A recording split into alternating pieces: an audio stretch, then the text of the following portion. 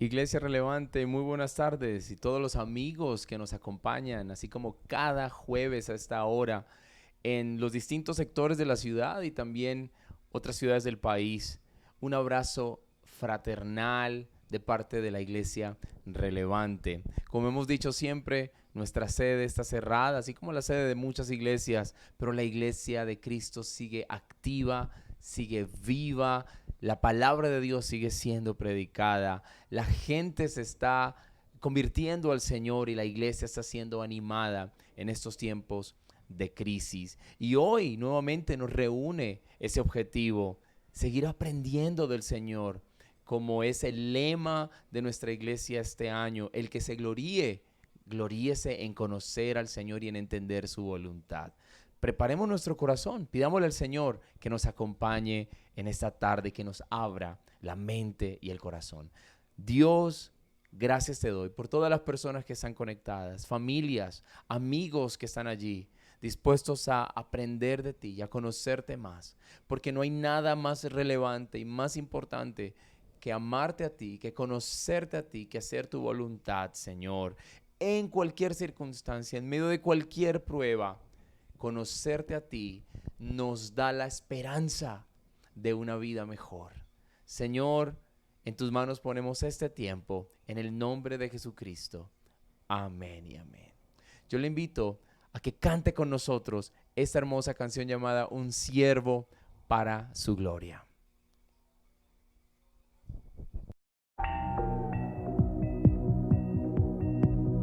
Siendo en forma de Dios, Rey de toda la creación, de siervo se vistió,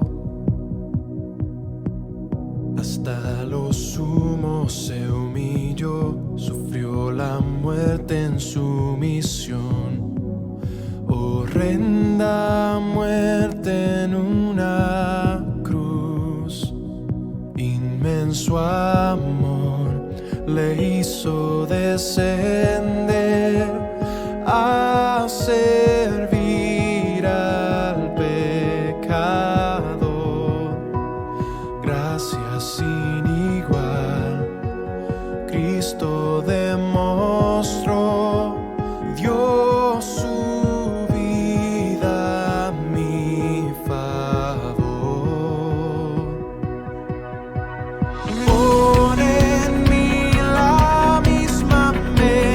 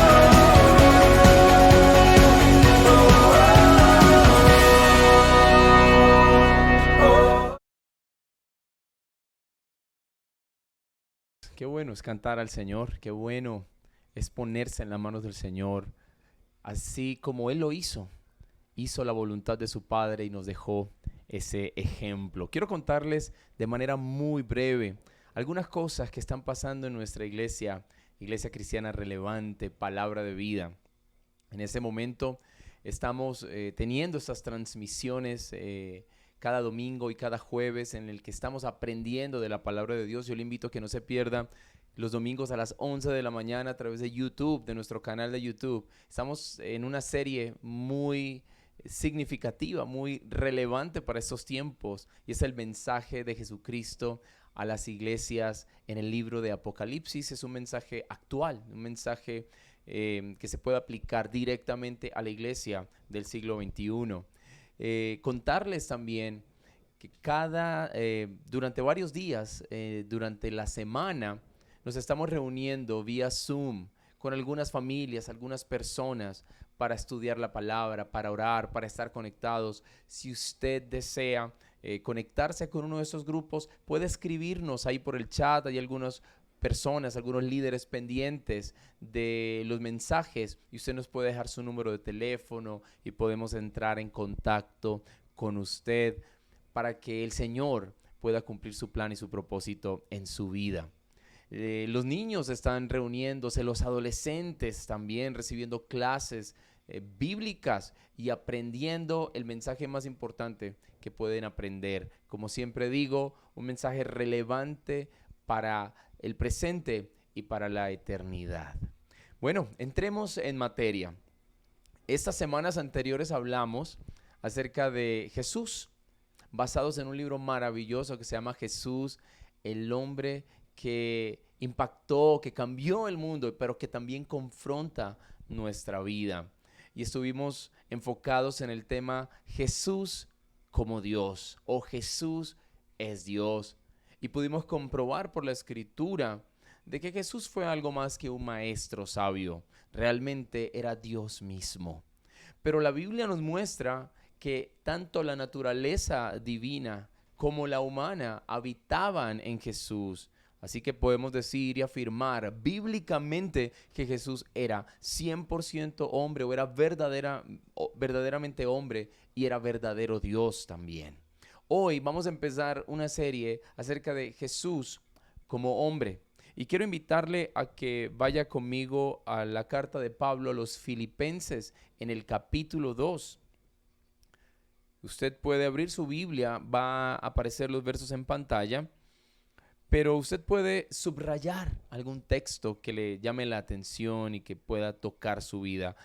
Filipenses 2, a partir del verso 5, dice la palabra: la actitud de ustedes debe ser como la de Cristo Jesús, quien siendo por naturaleza Dios, no consideró el ser igual a Dios como algo a que aferrarse.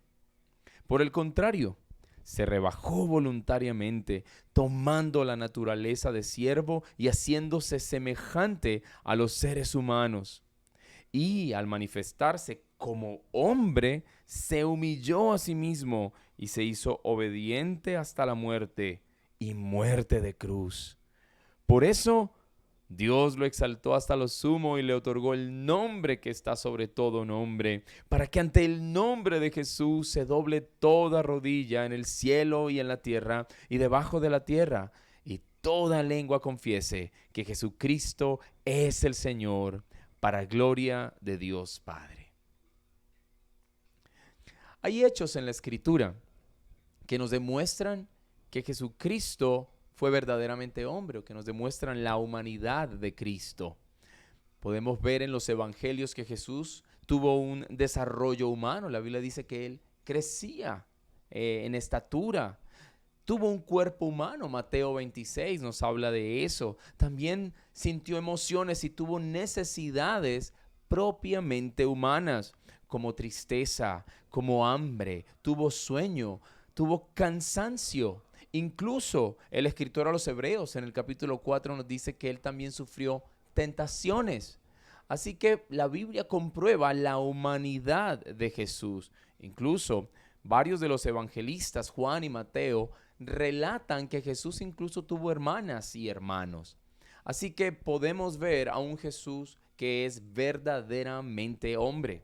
Y hay una realidad aquí, y es esa unión entre la naturaleza divina y la naturaleza humana de Jesús. Leíamos en semanas anteriores en Juan capítulo 1, Evangelio de Juan 1:14, que nos dice que el verbo se hizo carne, y ya hemos estudiado el significado de la palabra verbo aquí en el griego logos, que es ese primer motor o esa fuerza que para los griegos y hebreos era lo que movía el universo. Se refiere a Dios mismo el evangelista Juan.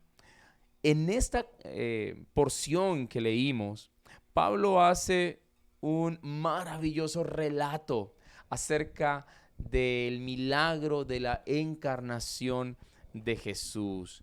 En esta carta, una carta que Pablo envía a la iglesia de Filipos para animar a una iglesia en medio de la persecución, en medio de las dificultades, también lo hace para agradecer, porque era una iglesia que a pesar de estar viviendo persecución y dificultades, esa no era una razón que les impedía dar y servir. Ellos le envían una ofrenda a Pablo y Pablo les envía esta carta a través de un hermano de la iglesia en forma de agradecimiento. Y es una carta donde se exhorta a mantenerse firmes y alegres, firmes siguiendo la actitud de Jesús y alegres, confiados en que el vivir es Cristo y el morir es ganancia. Es una carta que tiene un tono alegre a pesar de que Pablo estaba en prisión, en una terrible condición.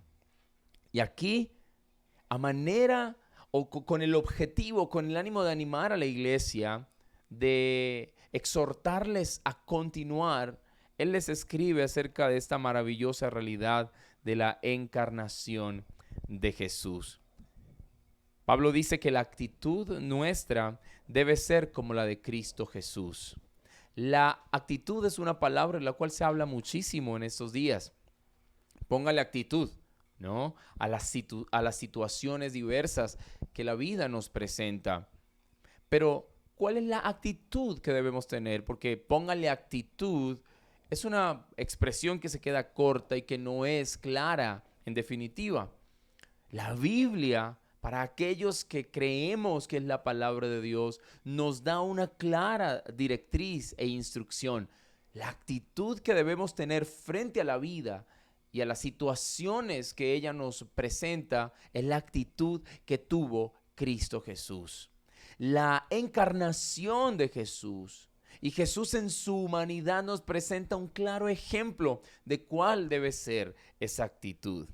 Primero, siendo Dios por naturaleza, no consideró el ser igual a Dios como algo a que aferrarse.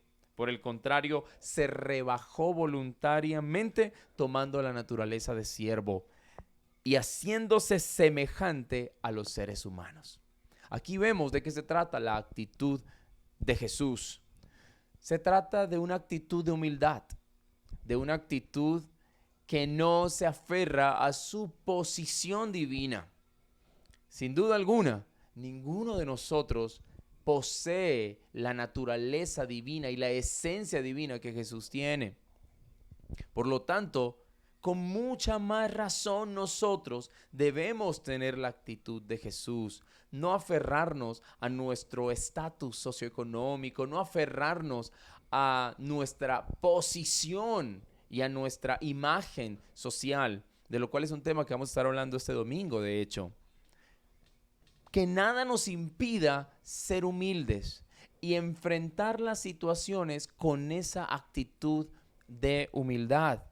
Aquí vemos varias verdades importantísimas acerca de Jesús. Pablo dice que tenía la naturaleza de Dios, dice que era igual a Dios. Y el verso 7 nos dice que tomó la naturaleza humana y vino a servir al ser humano, vino a servir a los pecadores. Vemos aquí una verdad teológica que inmediatamente se convierte en una verdad práctica.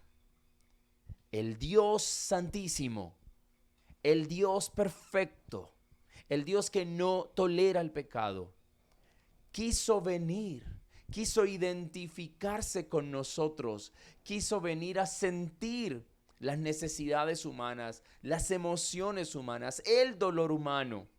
Pero para eso tenía que tomar forma corporal. Y aquí está el milagro de la encarnación. En el libro de Éxodo se nos deja bien claro que ningún ser humano puede mirar a Dios y vivir. El pueblo de Israel le pidió a Moisés que por favor él se encargara de dialogar con Dios, por cuanto ellos no querían morir. Y no es el tema de hoy, pero podríamos decir brevemente, es que nosotros en nuestra naturaleza caída no podemos estar ante la santidad infinita de Dios. El verso 8 nos dice el apóstol Pablo, confirmando esto, que Jesús se manifestó como hombre y se humilló a sí mismo. Y aquí está la palabra clara, Jesús se encarnó realmente, Dios se encarnó en Jesús. Ahora, Dios utilizó a un vaso, a un instrumento llamado María, quien siendo una virgen dio a luz a Jesús. Y esto es importante decirlo, porque María entonces se convierte en la madre de Jesús, más no en la madre de Dios, porque es lógico. Una de las características de Dios es que es eterno, y un ser eterno por definición no puede tener mamá. Así que es muy importante tener esto claro. María, a quien admiramos y a quien nos quisiéramos parecer, de hecho, es un instrumento maravilloso en las manos del Señor. Fue un instrumento maravilloso en manos del Señor, pero es la madre de Jesús, no la madre de Dios, porque Dios, el Eterno, no puede tener mamá. Así que vemos que a través de María Jesús se hizo hombre y se hizo luego obediente hasta la muerte. Y Pablo, como poniéndole un highlight ahí, como con resaltador, nos dice, y muerte de cruz, no fue cualquier muerte. Ahora, muchos podrían pensar que Jesús utilizó su poder divino para soportar todas estas circunstancias. Pero si algo nos deja claro, o nos dejan claro los evangelios, que son los relatos históricos y verídicos de la vida de Jesús, es que Jesús no utilizó su naturaleza divina en beneficio propio. Siempre utilizó su poder divino en beneficio de los demás. Y esto nos lo deja muy claro el evangelio. Jesús perdonó pecados, Jesús sanó a los enfermos, Jesús hizo milagros, Jesús resucitó muertos, lo hizo en favor de aquellos por los que vino a salvar, a los que vino a rescatar, por su gran amor por ellos. Mas no utilizó su poder divino para sí mismo, para sus propios beneficios. Por eso estando en la cruz le gritaban, si eres el Hijo de Dios, bájate. Por supuesto que pudo haberse bajado y le dejó bien claro a Pilato y le dijo, si yo quisiera, si mi padre quisiera, vendrían en este momento 12 legiones de ángeles a rescatarme, pero no era la voluntad de Dios. Vemos a un Jesús que tuvo una actitud de humildad, pero esa actitud de humildad tiene a su vez un origen. ¿Cuál era el origen de la humildad de Jesús? El amor. El amor por sus escogidos, el amor por su iglesia. La humildad debe tener como materia prima el amor. Y en estos tiempos de coronavirus, y en estos tiempos de pandemia y de crisis, si hay algo o hay una virtud que debe sobresalir y resaltar en cada uno de nosotros, es el amor hacia Dios en primer lugar y el amor hacia los demás. Dos cosas que son bastante conocidas, pero déjenme ponérselas de una manera práctica. Si yo amo a Dios por encima de todas las cosas, eso significa que mi posición, mi economía y mis finanzas, mi estatus está muy por debajo de mi comunión con Dios y de lo que yo más valoro en esta vida, lo que realmente sostiene mi vida, las columnas y las bases firmes de mi vida, son mi relación con Dios. Ahí está el motor de la humildad. Y eso te va a dar a ti la capacidad para enfrentar cualquier crisis de manera humilde, de manera sabia e inteligente. Además, en medio de las crisis, si estás lleno del amor de Dios, también vas a poder amar a tu prójimo. Y eso que incluso a nivel científico está comprobado. Cuando las personas aman en medio de las crisis, pueden dar tiempo, amor y servicio a otros. Eso les va a ayudar muchísimo en su salud espiritual, en su salud mental y emocional. Le va a restar poder a sus problemas y a sus dificultades, porque van a estar ocupados atendiendo y ayudando para las necesidades de otros. La Biblia dice de una manera genérica que el que le da al pobre le presta a Dios, dice un dicho sabio en el libro de Proverbios. Aquí prestar es una manera de decir todos aquellos que ayudan, que sirven y que están pendientes del menesteroso, es como si sirvieran al mismo Dios.